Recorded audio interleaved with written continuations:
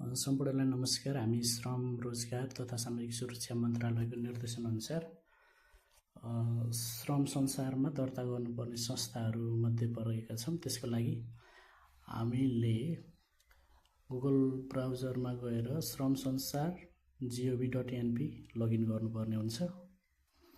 हामीलाई यस्तो पोर्टल देखाउँछ जसमा यो चाहिँ स्किप गर्नु होला र जसमा हामीले साइन अप गर्नुपर्ने हुनेछ आफ्नो संस्थाको नयाँ खाताको लागि। हाम्रो चाहिँ सर्भिस प्रोभाइड भनेको सेवा प्रदायक संस्था मध्ये पर्छ 4वटा मध्ये। यसमा क्लिक गर्नु होला।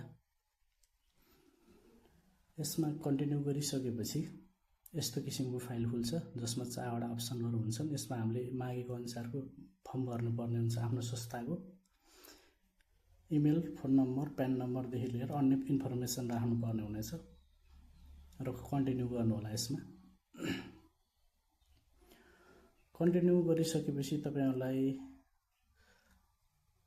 फेरि इमेल चेक गर्नुपर्ने हुन्छ। आफ्नो संस्थाको इमेल चेक गर्नुस्। त्यसमा इमेल चाहिँ भेरिफाई गर्नको लागि श्रम संसारले एउटा मेसेज गरेको हुन्छ। यो इमेल चाहिँ तपाईहरुले फेरि भेरिफाई गर्नुपर्ने हुन्छ 24 घण्टाको भित्रमा।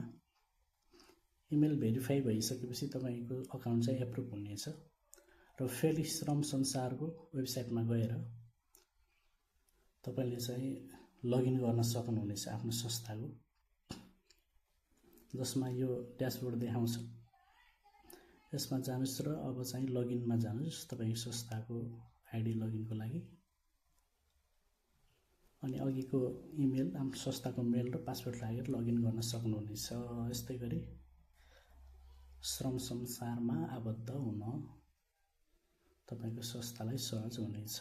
Thank you.